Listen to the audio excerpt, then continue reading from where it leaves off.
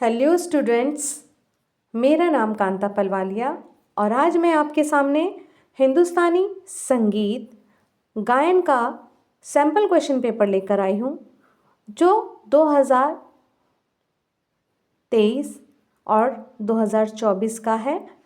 तो आपके लिए ये सैम्पल पेपर कितना बेनिफिशियल है ये आप मुझे कमेंट में बताना। सेक्शन ए, सेक्शन बी और सेक्शन सी, 3 सेक्शन में आपका ये क्वेश्चन पेपर बटा हुआ है। 2 घंटे का ये आपका क्वेश्चन पेपर होगा और 30 मार्क्स का होगा।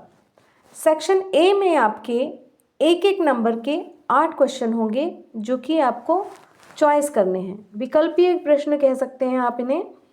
तो विकल्पीय प्रश्न के साथ साथ आपके 2-2 नंबर के 5 क्वेश्चन होंगे सेक्शन बी में और सेक्शन सी में आपके 6-6 नंबर के 2 क्वेश्चन होंगे। आप लोगों को चॉइस भी बहुत अच्छी मिलेगी। आप देखिए कि आपके लिए ये कितना बेनिफिशियल है। आफताबे मौसीकी टाइटल किनको मिला? आपको 4 ऑप्शन दिए हुए हैं। ये जो एक एक नंबर के बेटा क्वेश्चन है आपके, इसमें आप लोगों को अपनी हर टॉपिक को बारीकी से लाइन टू लाइन करना पड़ेगा, तभी आप उनका आंसर दे पाएंगे। तो आफताबे मौसीकी इन चारों में से किनको मिला? अब्दुल करीम खां, बड़े गुलाम अली खां, फैयाज़ खां और तानसेन। तो यदि आपने पढ़ा हुआ होगा तो आप बता पाएंगे कि इसका सही उत्तर क्या है। तो फैयाज़ खां हैं जिनको आफताबे मौसीकी का टाइटल मिला। फिर है संगीत रत्नाकर कब लिखा गया? आपको 4 ऑप्शन दिए हुए हैं, उनमें से 10वीं शताब्दी, 12वीं शताब्दी, 13वीं शताब्दी या 15वीं शताब्दी। तो अगर आपने इसको बारीकी से पढ़ा हुआ होगा संगीत रत्नाकर को, तो आप बता पाएंगे कि 13वीं शताब्दी में संगीत रत्नाकर लिखा गया। नेक्स्ट क्वेश्चन है कि समय अनुसार कौन सा ग्राम लुप्त हो गया? गांधार ग्राम, षडज ग्राम, मध्यम ग्राम या पंचम ग्राम। जैसा कि आप सभी जानते हैं कि ग्राम 3 प्रकार के होते हैं, षडज ग्राम, मध्यम ग्राम और गांधार ग्राम। तो षडज ग्राम और मध्यम ग्राम तो हमारा है, परंतु गांधार ग्राम लुप्त हो गया। नेक्स्ट क्वेश्चन है मालकौस औडव जाति का राग है। जोड़ी के तार तानपुरे में किस स्वर से मिलते हैं? पंडित कृष्णराव शंकर पंडित पटियाला घराने से संबंध रखते हैं और संधि प्रकाश राग दोपहर के समय गाए जाते हैं। तो आपको ये 4 वाक्य दिए गए हैं। इन वाक्यों में आपको कोई 2 सही वाक्य चुनने हैं। जैसा कि आप जानते हैं इसका ए क्वेश्चन दिया था कि मालकौस राग औडव जाति का है। दूसरा है जोड़ी के तारों को सा स्वर से मिलाया जाता है। पंडित कृष्णराव शंकर पंडित पटियाला घराने से संबंध रखते थे। संधि प्रकाश राग दोपहर के समय गाया जाता है। ये आप सभी जानते हैं कि मालकौस राग औडव जाति का राग है, क्योंकि उसके आरोह और अवरोह में रेपा स्वर वर्जित हैं। जोड़ी के तारों को तानपुरे में सा स्वर से मिलाते हैं। ये ऑप्शन भी हमारा सही है। और जो मालकौस जाति औडव जाति का राग है वो भी सही है, परंतु कृष्णराव शंकर पंडित पटियाला घराने की बजाय अगर यहाँ पर ग्वालियर घराना लिखा होता तो ये ऑप्शन सही होता। उसी तरह आप जानते हैं कि संधि प्रकाश राग दोपहर के समय नहीं गाए जाते हैं। संधि प्रकाश राग 2 समय के मेल पर गाए जाते हैं। तो इसलिए हमारा ऑप्शन इसमें ए और बी ही सही है, बाकी सभी इसके ऑप्शन गलत हैं। तो ए में हमारा मालकौस औडव जाति का राग और जोड़ी के तारों को सा स्वर से मिलाया जाता है, यानी कि ए और बी हमारा जो ऑप्शन है वो सही है। अगला क्वेश्चन है कि ब्रैकेट का चिन्ह खटका के लिए प्रयोग किया जाता है। कोमल गानी भैरव में इस्तेमाल किए जाते हैं। देयर आर नो फ्रेट इन तानपुरा, तानपुरा में कोई भी फ्रेट नहीं होता। आलाप, आलाप स्लो टेम्पो में गाया जाता है। तो आपको यहाँ कोई 3 करेक्ट स्टेटमेंट सही करनी है, बतानी है। जैसा कि आप जानते हैं कि खटका के लिए ब्रैकेट लगाया जाता है, जी नहीं, खटका के लिए ब्रैकेट नहीं लगाया जाता, उसके लिए स्वर के पास इस तरह से लगाया जाता है। कोमल, ग नी भैरव में यूज़ होते हैं। जी हाँ, भैरव राग में ग नी भी यूज़ होते हैं। कोमल, तानपुरे में कोई फ्रेट नहीं होता, सही कहा। आलाप आराम से बहुत स्लो टेम्पो में गाया जाता है, ये सही है। तो बी, सी और डी, तो ऑप्शन नंबर 4 हमारा सही है। इसी तरह आपका प्रश्न 6 है, जिसमें 2 लिस्ट दी गई हैं, लिस्ट 1, लिस्ट 2। दोनों को आपस में मैच करना है। जैसे कि संगीत पारिजात और धमार, झपताल, संगीत रत्नाकर। उसी तरह लिस्ट 2 में है 14 मात्रा, सप्ताध्यायी, पंडित अहोबल और 10 मात्रा। जैसे कि आप जानते हैं कि संगीत पारिजात का हमारा ऑप्शन 3 जाएगा, क्योंकि संगीत पारिजात किसने लिखा? पंडित अहोबल ने। धमार ताल में कितनी मात्राएं होती हैं? धमार ताल में मात्राएं होती हैं 14। झपताल में कितनी मात्राएं होती हैं? 10 मात्राएं।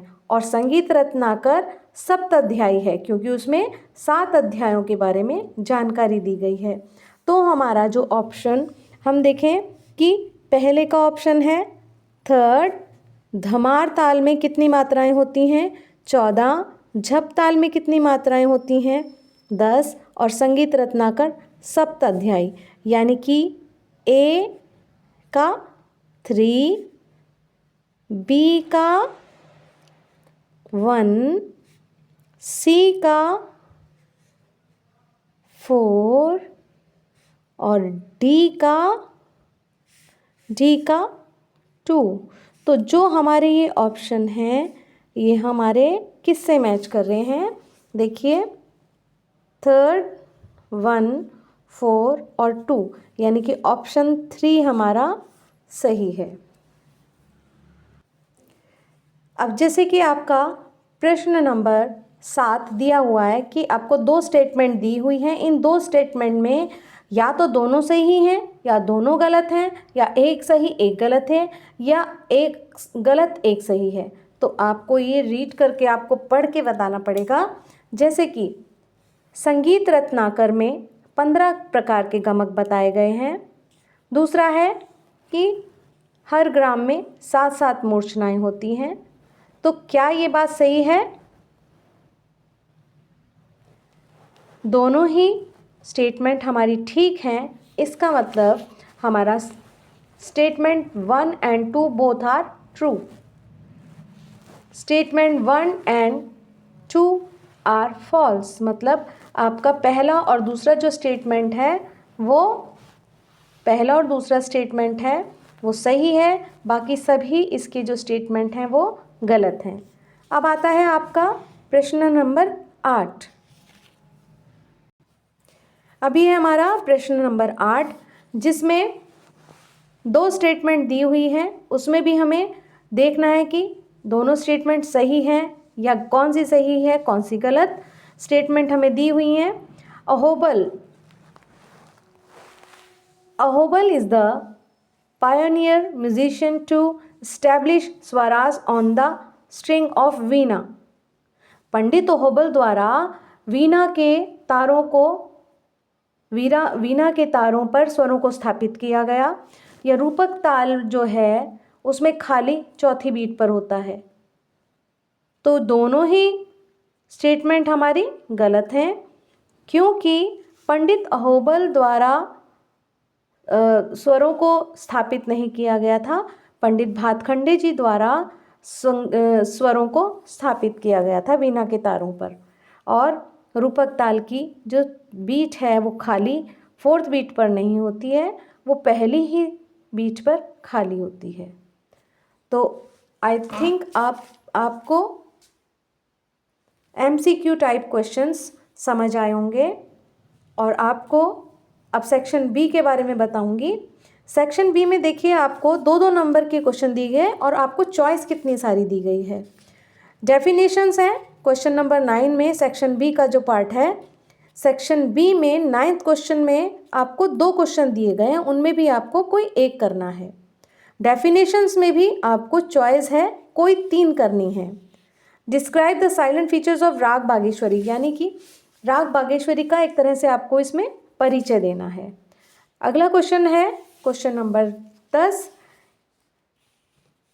तानपुरा को ट्यून करना है। तानपुरा मिलाने की विधि आपको करनी है, या आप तानपुरे की विधि नहीं लिख सकते हैं तो कृष्णराव शंकर पंडित जी का जीवन परिचय और संगीत के क्षेत्र में दिए गए उनके योगदान के बारे में आप लिख सकते हैं।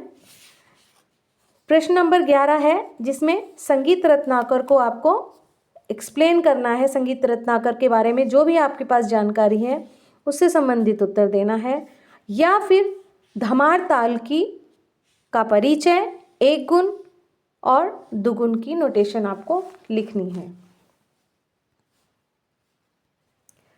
नेक्स्ट क्वेश्चन है आपका प्रश्न नंबर 12, जिसमें आपको आलाप, ग्राम, मीन और मुर्की, इनके बारे में किन्हीं 3 के बारे में आपको इनको डिस्क्राइब करना है, इसका विस्तार पूर्वक वर्णन करना है।